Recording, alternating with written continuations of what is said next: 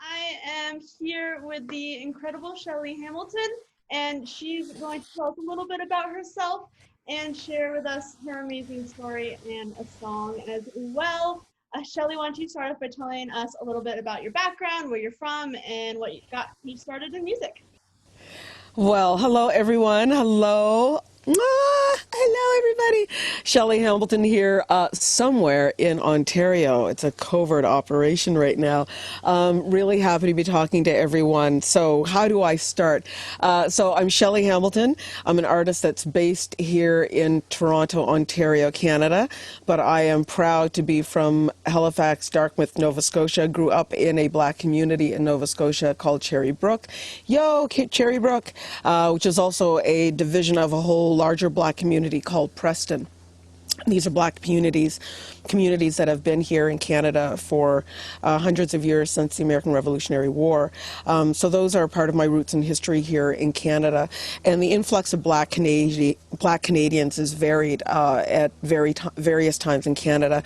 My history happens to be related to that and also to Indigenous heritage in Nova Scotia, which is why I also claim the stories of being of Aboriginal heritage and of black heritage, because even though a lot of people don't know about that history, those communities are very intricately linked, and I'm very proud to know that lineage and that history. So when I talk about that history, when I do work related to that, I don't do it necessarily as a person that claims that lineage as much of identity as much as I do history. And I do that in regards to anything I do. I've realized over the years, and I guess so, especially more so with what's happening with the racial uprising that we're having here in this world, that the work that I've done, I realize you have these revelations as you're going through things like that. So I realize my roots and my history are so relevant about what I've done a lot of my career. And a lot of people have asked me, like, why aren't you more famous? Or why aren't you doing this? Or you are not out there. Why don't more people know you? And one of my revelations as we've gone through all of this is that a lot of my work has been historical. A lot of my work, a lot of my writing, the plays and that I've written, the one-woman shows that I've done, the productions that I've either co-produced and done musical productions as part of, the documentaries I've had a chance to be a part of, and even my most recent album, the Afro-Métis Nation, that I worked with as a collaboration. All of this work has been about history. So I realized that I'm not the most popular kid on the block, because I don't do my work or how I write related to necessarily what's popular. I do it about what resonates and what historically is important to me as an artist. So sometimes it's not the most popular song, but it might be the song that resonates and tells a story for that person. So I think for other people, no matter what their time or where their time is, to get into that area of music, that's their reason and that's their time. So for me, being from Nova Scotia and knowing that that history and that music is also part of who I am and my identity, even though I've done a lot of music over the years, I'm a late bloomer per se in regards to the country music genre, because I started getting into it again, well, not into it again, but really into it the last 3 or 4 years. And I've had a lot of issues with getting into the industry, so I'm certainly not the most popular person in this field because very few people know me. I'm relatively new to the genre and super, super new to the industry, acknowledging blacks in this industry.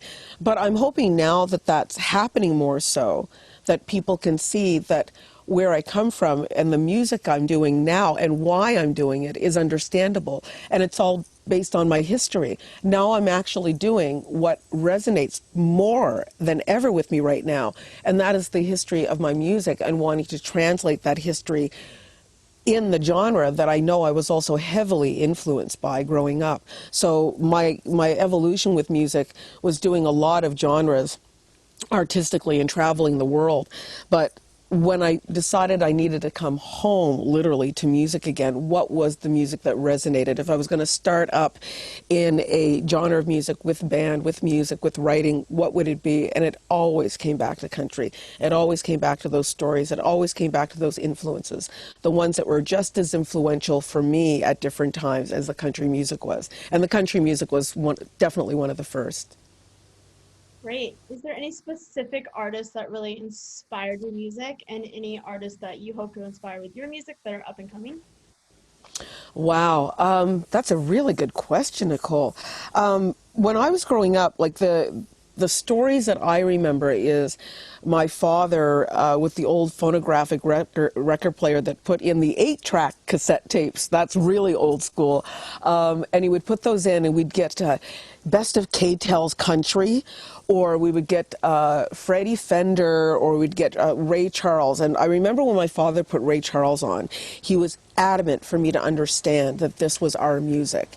And Ray Charles's country album was so inspirational to me because it was inspirational to my father. And then looking back in it in hindsight, it was a very inspirational and groundbreaking album in country music that as a black artist, white artists started imitating that. So it's always good for me to go back to the history and understand why I'm influenced by things. And then I look at artists of when I was growing up, like Billie Holiday, and then Bessie Smith, and looking at the beautiful sensuality of soul, and knowing that soul and blues and all of these genres of music that I loved so much. When I went back and looked at the history of a lot of these other artists, they were heavily part of country, and their history was country. It's just that we never recognized them in these genres. So the more and more I came out of it, I always looked at it as, wow, no wonder I'm always resonating with it. I haven't seen it, but I know that the truth of it was real. So it came out of an evolution of me wanting to claim those stories and those artists that I know the stories behind them is also what's resonated with me as I come back full circle to who I am and what I'm doing right now. I literally look at and listen to Aretha Franklin, who is one of the most iconic voices for me as an influence, one of the most iconic artists as a musician, as a player, and as a writer, as a performer. She was so multifaceted, but no one looked at her also how influential she was also in country music and how she played it. So I look at these artists that people don't realize, but I know they literally resonate in my heart. So I always look at, again, I go back to everything I do, and it's always telling a story from the aspect of history. Because I can't help it. I see myself as history all the time. So how can I not do the music that way? And I have to say, even more so now, it's changed the way I look at it. Like I feel kind of like I had to take a big pause, and I'm being very honest with you right now. I actually was listening to an artist on the radio lately, and she was saying that she had to, and she does continually turn off from social media because she finds it too overwhelming. And this was before even COVID happened. So, and of course, a racial uprising. So imagine how overwhelming it is now. So I've tried not to feel bad about distancing myself and not being on it for the whole summer, and just taking a break from it, I think, is okay. So I'm being present, but not too present. And it's hard to feel okay with that. We get so used to always checking and tuning in. It's hard to turn off from that. But I also understand this is also part of what I need to do. And I think what a lot of us need to do is to take those pauses and those breaks that allow us to re-energize. And we were just talking about that a little bit earlier before we started today. We just have to do it and take that little getaway, whether it's mental or emotional or a combination of both or physical, and not feel bad about it because everything is so uncertain. Having these moments of quiet gives us some sense of direction in the uncertainty. And I think one of the big things for me is what's next in regards to my artistic direction. So it doesn't feel light. It doesn't feel fluffy. It feels more like there's messages that need to be told, especially in relation to what's going on right now. So I'm trying to find those stories that I know will be part of my voice, and I hope will be the voice for others, because I have a feeling it's going to be more stories about where we are right now and having those feelings resonate as much as it's going to be, I need to be popular. Because right now, being popular isn't as important as someone needing and finding a song that really resonates with them. They feel that message and they go, oh my God, I needed that today. That's what I feel like I'm doing more so. So if that's a small but quiet voice that gives people that type of comfort, I'm grateful to do that right now. And if it's meant to have a larger voice, it will have a larger voice. The other thing too is, and you know, it might be that other artists need to hear this as well. So sometimes when I talk, it's a matter of also feeling like maybe this is something else that someone else needs to hear. So for me, what I need to hear is that it's okay to be quiet and listen to what I need to feel right now, and then the voices will come.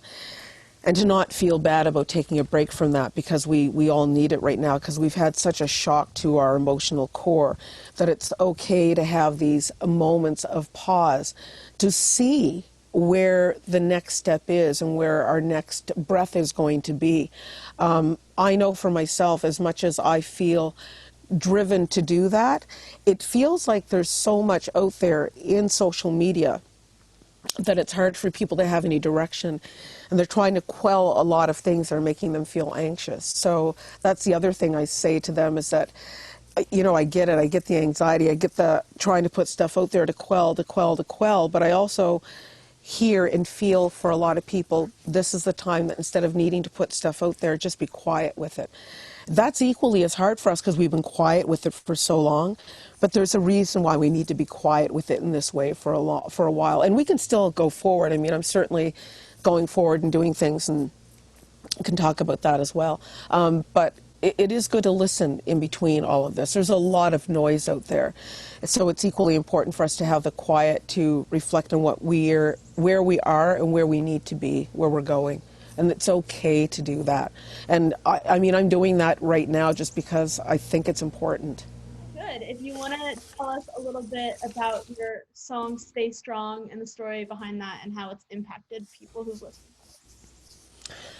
Oh, wow. So the story stays strong, and I hope to be able to do a real recording of it soon.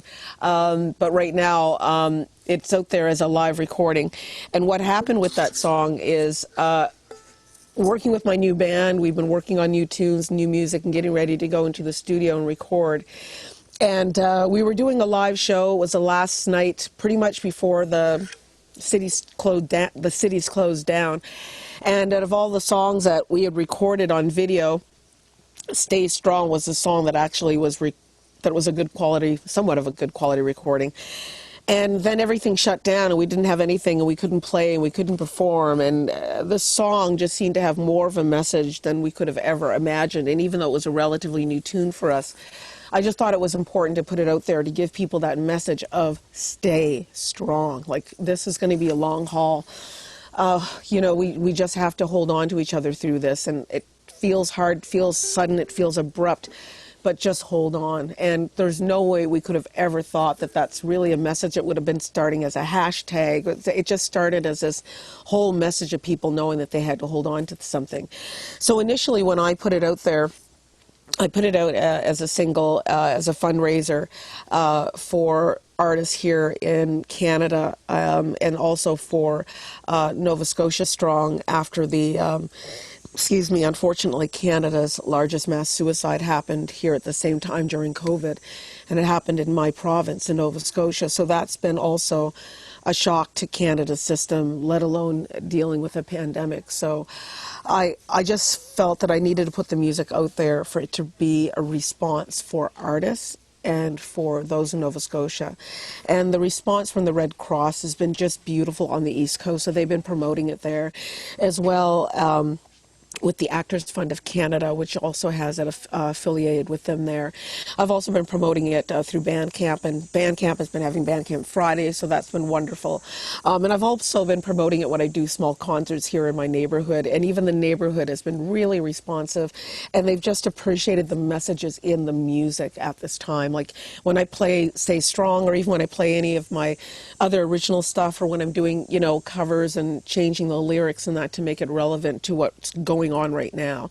People are just really appreciating just feeling music and feeling live music. That connection that we haven't had been able to have as much of over these last few months has been really difficult for people, as well as artists not being able to perform. So when I've had those little moments, I'm so appreciative when people say that resonates so much, and that's exactly the message that we've wanted to hear right now for ourselves, is to stay strong. And thank you, Women of Country, for promoting it also on your Spotify playlist.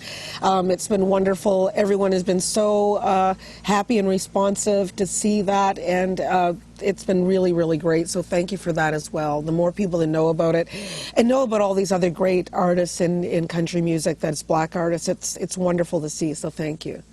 Yeah. Earlier you mentioned that you wanted to give a shout out to a few of the Black artists that are coming out in the country music scene. Do you want to tell us about them and how you hope to influence them? Well, it's really nice. I mean, for me, I feel like I am an older artist. Excuse me as I clear my throat. I'm an older artist in an arc of learning about this industry, not from the perspective of as a listener, but as an artist in the industry. So here in Canada, for me, that's been a lot of research also to find other like-minded artists and also artists of color, and to see what they're doing, what the response has been from the Canadian country music industry. I have to say that the response from the Canadian industry has been slow, but it's slowly, again, getting there. I think things like what have happened in the last couple of months will resonate and we'll see some change, and I'm hoping that there will be some change as we go forward, more so in the next couple of months. But as I've seen change, it's been wonderful to see some of those other artists out there that are getting recognized and seeing their voices, and I just consider them just wonderful young talents like that are here in Canada.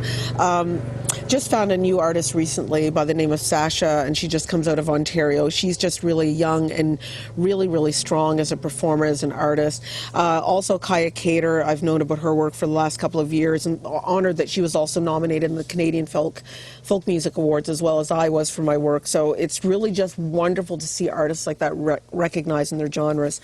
And also Jojo Mason, I know you know about him. He's on your artist playlist. And there's a couple of other artists that are coming up in the running that it's just so exciting to see that their voices are being recognized. So shout outs to them, and shout outs to all these other artists that are coming out of there into the mainstream. It's really nice to see. Great. Well, we are excited to hear them and more of you, of course. Can you tell us your plans to get out there and keep doing what you're doing? Yeah, it's kind of weird because even though it feels very quiet right now, and I've been talking about these moments of silence, I'm still doing things on the DL because it's important to me to always still be responsive, even though we're in crazy times. I just want to know what's going on. And I'm really fortunate at this time. Excuse me, I'm working with a company that's a nonprofit organization called the Collective Music Nation. And the Collective Music Nation is a nonprofit organization that's here to help develop the genre of collective music. And we call ourselves collective music to take away from the term of urban, which has a derogatory term. So we're trying to give these genres of music like soul, R&B, country soul, reggae, hip-hop, jazz, all of these genres of music, a voice on a national level in Canada and also on an international level. So instead of us feeling like scattered islands, especially now that everything is happening, we want to make sure that we can collectively unify each other and help lift each other up through this crazy transition, and also do it in a way that nationally we can network and help support one another. Yeah. And from that support, we can also create alliances, more so in the U.S., that we've never really had before. So those alliances can come through an organization versus us separately trying to find those alliances.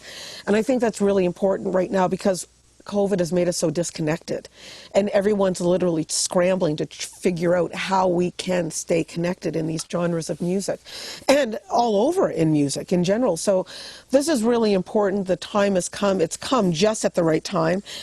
This organization just started early this year, and Tim Frey, who is the CEO, is a really he's just so groundbreaking and so forward thinking, and really wants to make this happen for artists. So we encourage everyone to go to collectivemusicnation.com, just sign up, become a member, and see what support we have there for you. And one of the things I'm working on as an initiative is also to create mental health support for artists on a national level. people are going to need that, and they're not going to be able to create really well if they also don't feel like they can also have mental support and have the option of it. And for a lot of people in the artistic community, they've never reached out for it before. They've never realized they needed it. They've never gone through anything like this. We want to make sure we are mentally well as we try to get musically well. One is going to go right into the other at this case in time. And before, we used our music to get well. A lot of people haven't had their music, so we need other tools. And we want to help artists with those tools and help them develop that for themselves. So we're also working on a national level to create that for people. So getting a chance to work with them has been great. I'm still writing. I'm still creating. I'm going to be doing some shows going into the fall, so I'm developing them. But I want to make sure that they're safe and the protocols are in place for those type of events, and I'm not sure the size that I'm going to work with as yet. And also, too, it's been hot. So I'm usually doing outside events, and I haven't been able to do any because of the heat. So I'm not about to do anything outside with the temperatures the way they have been and watch people sweat to death and go into a heat relapse. So I think it's going to be better to do it later into the season when it's still safe and we can still do stuff outside going into fall. So in development of doing that stuff right now, working on some music and just looking forward to connecting and seeing people one-on-one live. So that I'm looking forward to for the fall. That you prepared something for us today, and we're really excited to hear that. Do you want to tell everyone what you'll be performing and then give us a taste? Yeah, I'm going to do, excuse me, it's clearing my throat. I'm going to do a couple of songs for you. And like I said, I've been writing, I've been creating. It's going to feel good to be able to go back into the studio again with musicians and get some of this down and see where the ideas flow. But right now it's in a really raw state, but it's a good state. The good state is it's finished. When I first wrote this, I thought it was done a year ago. And I love how music and that when you're writing, sometimes it'll come back to you and tell you when it's actually done. So I thought this was done a year ago. I thought the cadence was done, but it still felt off-putting. I'd recorded a demo of it. It was gone. It just wasn't right, but I left it. And then COVID happened. And then I started playing it again, and instead of it being this pace that it was before, it became this really sort of factual ballad, and I changed a couple of the lyrics, and it felt more like a weight of exhaustion trying to be relieved. It just changed the message of the song completely because what we're going through is so different. So the name of the song is called Solid as a Rock, so I'm going to do a little bit of that song for you, and that's a recent song that I've written that I'm going to be recording soon, I hope.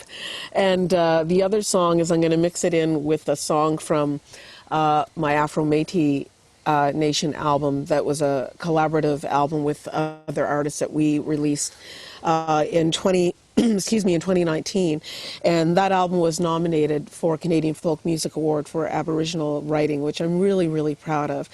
So this is one of the pieces from that album that I wrote with George Elliott Clarke.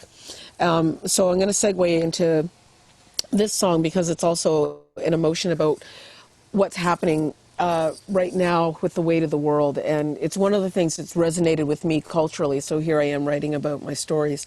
But I've seen this historically over and over again for years, and how people have been judged by the shade of skin. And we do it culturally within our own cultures as well, and I've seen studies of this over and over the years as my work and my history as a musician. And I think one of the most amazing ones is that I saw even the correlation of shades of skin being done when I was working in Okinawa, Japan. And in Okinawa, there's a subtext of Japanese called the Black Japanese. And it's literally a whole separate culture and race from Japanese because they have darker skin, that if you marry a Black Japanese, you lose your status. And this was at the time, man, I think about 17 or 18 years ago when I was working there. So for me, coming from Canada and seeing shadeism even in Japan, it was just shocking to me. So I realized culturally it's just something that we do regardless. And I realized I wanted to write more about it just because we've done it so much in our own history and culture. and when is it that we can be accepted? When do we ever fit in? When do we ever get a chance that we can stay instead of feeling ostracized? So I just wrote this song about different circumstances where people feel literally shade, skin, colorizing. And when I did it with the album, I did it with just voices and body rhythms, because it was just about the physicalness of what we feel and see, not necessarily an instrument. So I am going to play an instrument with this because no one showed up for the rehearsal. So just me today and my little blue ukulele. I brought something simple to travel with en route to the countryside today. So as I'm hanging out incognito in the country, I brought the blue ukulele because it's fun, and I hope it makes people feel happy when they see it, and when they see me go, ooh, blue ukulele. So I'm going to try to get all soulful in that while I'm playing it. So there you go. So I'm going to do a mashup of both of these songs for you.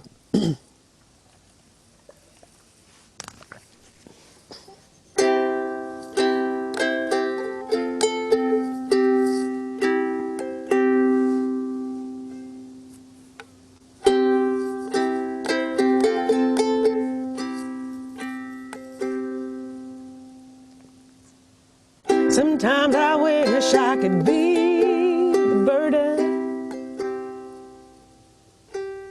You could be the one to carry this pain. You lean on me while I'm silent. The silent is a right, but not today.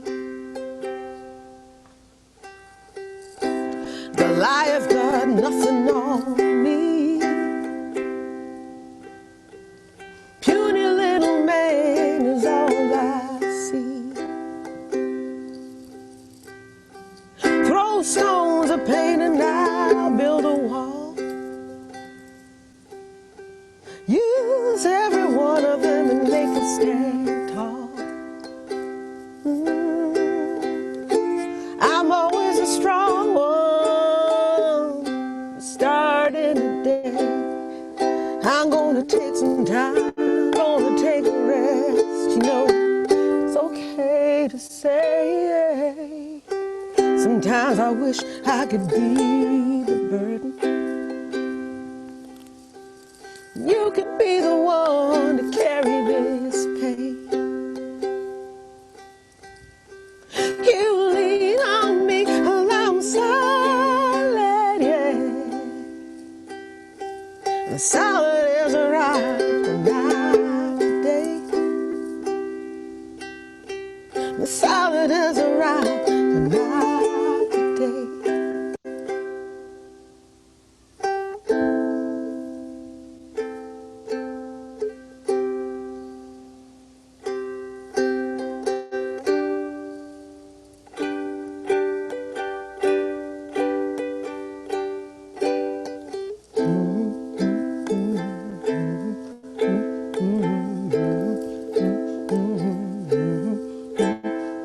That baby's too dark to pass for our kin.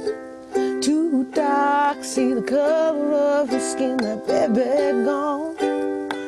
Walk away, walk on, move on.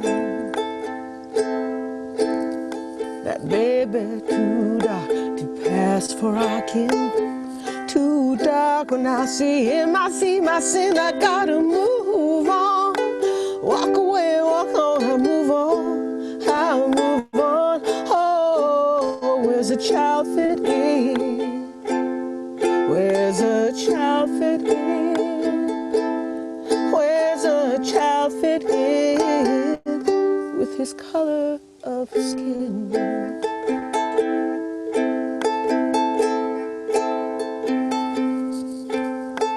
Orphan of the sun, adopted by the wind.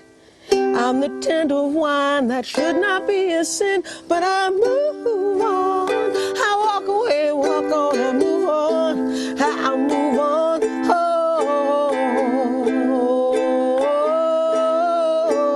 where do I fit in? Where do I fit in? Oh, where do I fit in with this color of sin? Oh, where do you fit in? Where do you fit in with your beautiful, beautiful skin?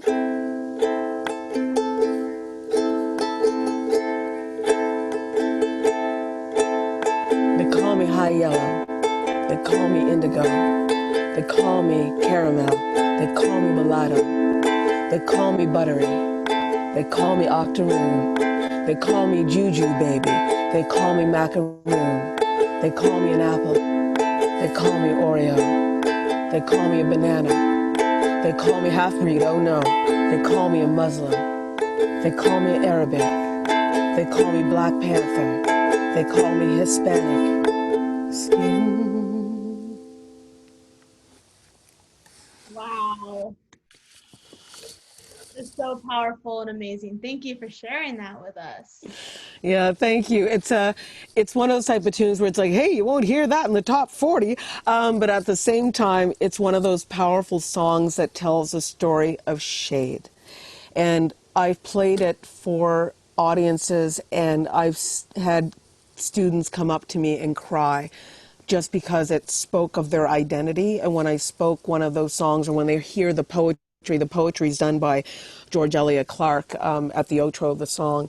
And when they hear George saying the words, it's just like one of the words always speaks to someone because they've been called that, you know. And it's just that there's this beautiful story about shade. And when I've told stories about shade when I've been teaching things about Black history workshops.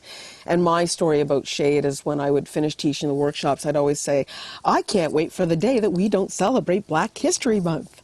And all of these students would be looking at me going, then why are you here teaching the workshops? Because my point with teaching and educating about history is that I want us to be so aware of what our stories are that it's not an issue. And that's what I'm hoping we're working towards as we see each other a lot more. That I'm hoping the music allows us to see each other. Like, I loved hearing the stories in the music when we did our Women of Country Zoom, because it was just wonderful to sit there and go, oh my gosh, I'm hearing these musical artists and their stories and why they're doing it. And it made me want to know more about their music, which made me go and listen to them all the more. So that is what I'm hoping that's going to happen too. And I know it's like this slow but evolving train that's continuing to go forward, and more people, and myself included, as soon as we hear about another artist, we go, oh, I want to know more about that. I want to know more about that story. I want to know more about that I didn't know about before.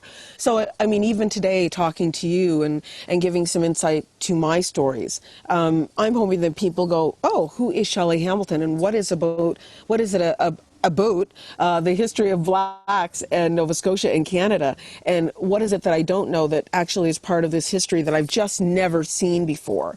So maybe it's about learning and listening and seeing it a lot more, and then I know it's there. And I've even been doing that. I mean, no one has a full-blown degree of education when it comes to our own history and culture. No one does.